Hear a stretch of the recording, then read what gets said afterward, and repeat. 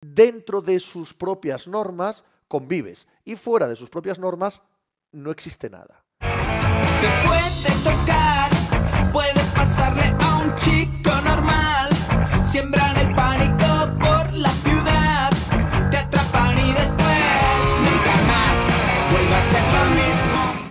Hola, ¿qué tal? Hoy estamos a miércoles 19 de marzo del año 2025. Os hablo desde el barrio de Argüelles, en Madrid, en España. Yo soy Pepe Rodríguez y este es el programa número 1620 de la sección polideportiva de Pepe Diario. Se ha abierto la guerra en el tenis. Llevaba mucho tiempo el mundo del tenis en un ten con ten bastante complicado de mantener con los jugadores y los que están alrededor de los jugadores francamente enfrentados con los organismos y las estructuras que ahora mismo rigen el calendario del tenis y la manera en la que tienen de relacionarse los unos con los otros, y las dos partes, como siempre en este tipo de conflictos, se acusan mutuamente de no querer ver la realidad, de no querer negociar, de no avenirse a razones y de estar en una posición en la que no se puede llegar a ningún acuerdo. Pero durante bastante tiempo se ha tratado de negociar y ante la ausencia de avances, ante la ausencia de cambios, el sindicato de tenistas profesionales que en su día fundó Novak Djokovic, que es la figura más relevante y aquella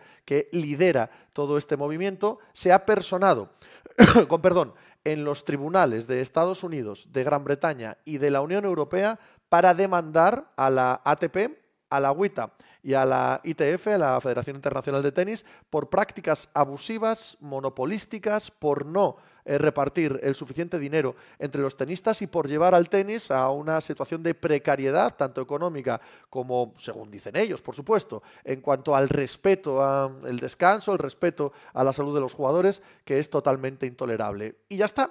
Y hasta aquí podemos hablar. Hasta que llegamos a la puerta de los tribunales. Una vez que llegamos a la puerta de los tribunales, algunos, yo en mi caso desde luego no tengo ninguna duda, hasta aquí la opinión. Luego, que digan los tribunales lo que tienen que decir, que digan los tribunales si tienen razón o no, si esto que exigen los jugadores es cierto, si hay una confabulación dentro de la ATP y el WTA y la Federación Internacional de Tenis para que no florezcan otros torneos, para que estos torneos no den más dinero, para que desde una posición de poder monopolística estén impidiendo que se hagan otro tipo de formatos, otro tipo de manera de entender el calendario, otro tipo de forma de tratar a los tenistas.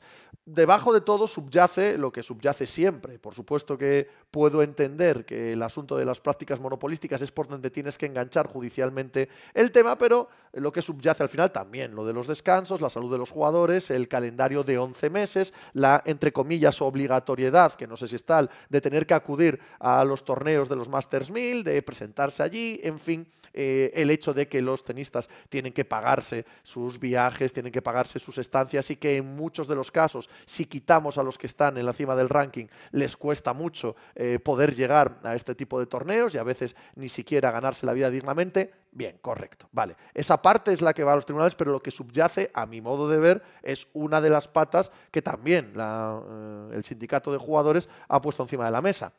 Ellos estiman que de lo que genera el tenis a lo largo del año, solo el 17% de ese dinero acaba yendo a los jugadores y, como bien sabéis los que escucháis este programa, en ligas como la NFL o la NBA se va al 50%, en torno al 50%. Y ese sería el objetivo que buscarían este sindicato de tenistas, que acaba llegando esa cantidad de dinero, además, por supuesto, de cambiar la estructura de poder dentro del tenis y también el calendario. Ok, perfecto. Esto, que pueden tener razón o no, yo no lo sé. Si es verdad que reciben el 17%, me parece paupérrimo con respecto al resto de deportes que yo sigo y creo que ahí habría que hacer algo. Y por supuesto, creo que el calendario del tenis es bastante rocambolesco, es un sinsentido bastante serio, y es verdad que la exigencia de los Masters 1000 y el nivel que los Masters 1000 tienen de obligatoriedad para los tenistas y cómo se diseminan por el calendario en torno a los 4 Grand Slams realmente lleva a que muchos tenistas, tanto masculinos como femeninos, acaben desquiciados, destrozados. En el cuadro WTA se notó mucho estos últimos años la cantidad de mujeres que no han sido capaces, ¿no? de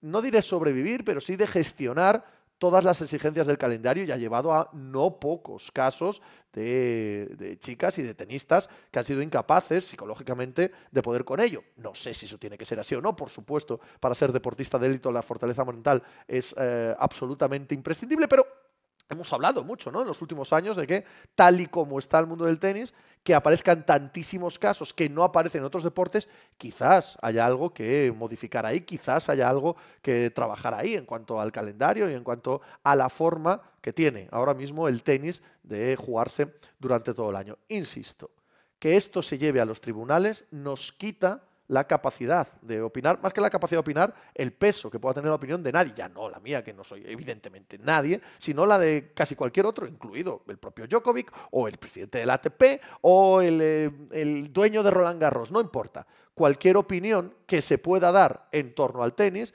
pasa a un segundo plano una vez que acudes a la justicia ordinaria. Y ahí es donde creo yo que está el meollo de todo esto y lo verdaderamente importante. El deporte, no solo el tenis, sino todos los demás deportes, supongo que pasa en todos los ámbitos de la actividad humana, no lo sé. En el deporte sin duda pasa así. El deporte se rige por unos mecanismos, unas estructuras internas que viven dentro de su burbuja, cada uno la suya. En el caso obvio del tenis estamos hablando de la ATP, de la WTA, estamos hablando de que dentro de sus propias normas convives y fuera de sus propias normas no existe nada. No existe absolutamente nada. Entonces, en esa burbuja se crean sus comités, su comité de competición, su comité de integridad, su comité antidopaje, se van creando una serie de organismos internos donde ellos se lo guisan y ellos se lo comen. Insisto, esto no tiene nada que ver con el tenis, esto tiene que ver con todos los deportes que yo sigo. Y allí van más o menos ejecutando el día a día y más o menos llevando las cosas a su sardina, a veces un poco más, a veces un poco menos, de manera que el enfado de los que están bajo esa burbuja, dentro de ese paraguas, puede ser mayor o puede ser menor. Pero lo que es seguro es que todo se resuelve, como en la mafia, desde dentro, en casa, en la familia, ¿vale? Todos estos organismos quieren que sus mecanismos, que sus procesos sean internos. Una vez que rompes eso y que vas a los tribunales de justicia, cuidado. Ahí te enfrentas a una vida real que nada tiene que ver con todo lo que tú te has montado, con esa utopía o distopía que tú has creado ahí dentro y que dentro se solucionan todas las cosas. Pensad en cada vez que alguien ha acudido a los tribunales de justicia ordinaria, las cosas que han pasado. Recientemente hemos visto que a la UEFA y a la FIFA en Europa se les ha dicho que ellos estaban ejerciendo prácticas monopolísticas y que no podían hacerlo. Y que si alguien montaba la Superliga, tú no tenías potestad para sancionarle con no participar en tus competiciones. Eso ha pasado en los tribunales europeos hace un par de años. No tengo que irme a la ley Bosman o a asuntos similares.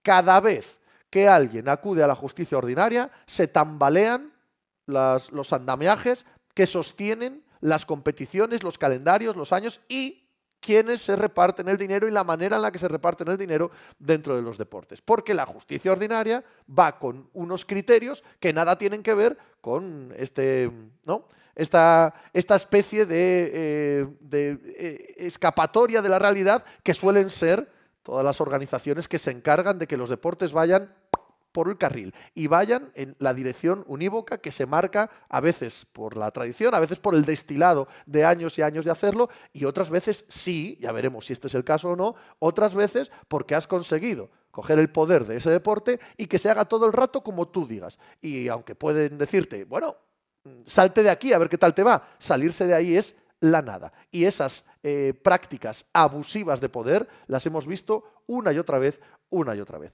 El final de esto puede cambiar el tenis tal como lo conocemos. Para ello hace falta que en los tribunales se dé la razón al sindicato. Y una vez que se dé la razón al sindicato, a saber qué pueden hacer de aquí.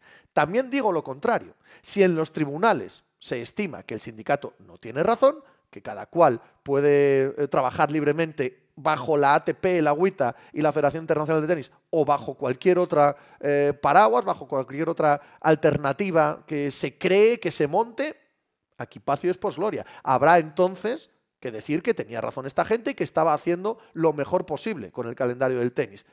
Esa parte llegará cuando hablen los tribunales de justicia, pero antes lo que ya tenemos es seguro, lo que os decía al principio, el inicio de la guerra. El ir a los tribunales de justicia ordinaria siempre es una declaración formal de guerra, en la que a partir de aquí llegar a acuerdos o sentarse a negociar siempre será en una posición completamente diferente a la que se habían sentado hasta ahora. A partir de aquí ya existe el botón de lanzar la bomba nuclear puesto encima de la mesa del deporte. Así que todo lo que ocurra a partir de ahora va a ser diferente, va a ser trascendente y a saber qué clase de tenis nos deja. Voy a hablar con Guille Ortiz en la primera parte del programa de este asunto, segunda parte del programa para la NBA y para los Silla. Vamos con ello, hay que andar.